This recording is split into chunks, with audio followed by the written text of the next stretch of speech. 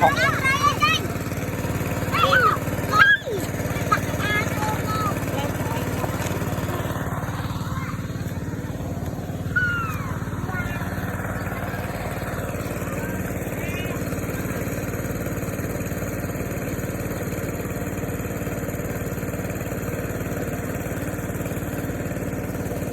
thấy ra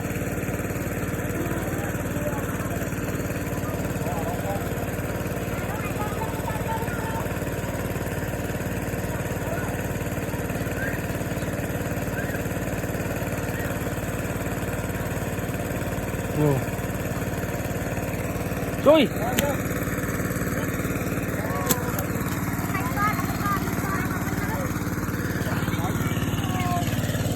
rây rây tầm rây không lỗ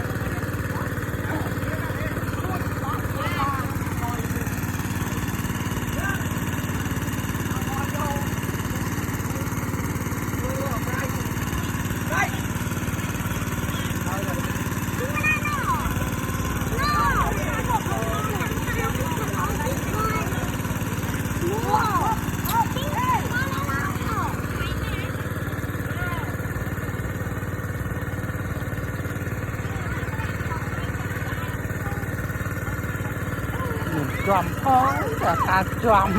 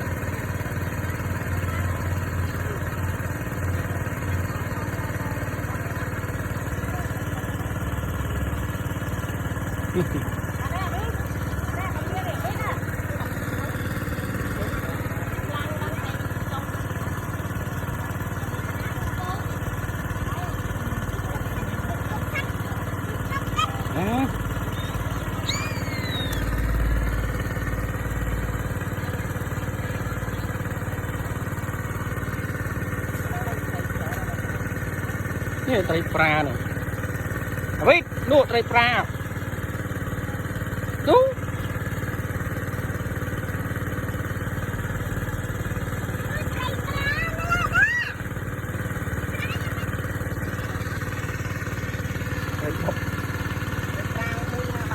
ตะนังไฟเดินทางนั่งไฟนั่งปีใบใจปลาđâuดูta cũng canh với ai chớp bên nước láng rồi canh đi mày cái đông này ta là này cho mày đi hả vô cái đông đó vô nuôi con thôi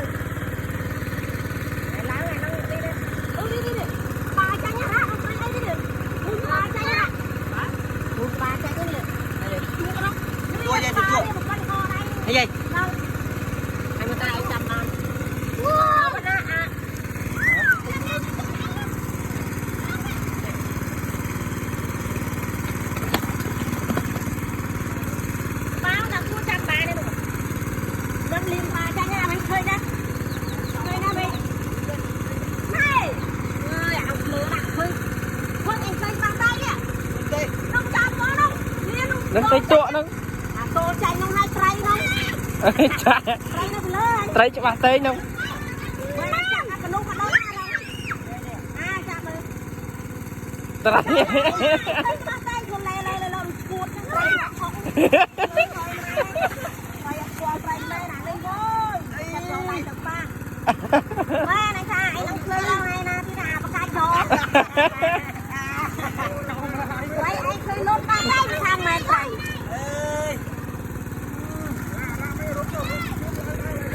មើលពួកត្រង់មួយរត់លេងមកណាគេ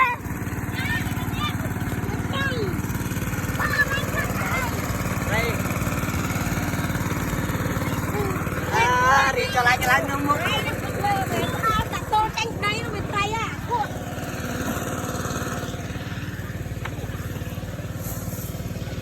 មុខខាំមកជិញទៅ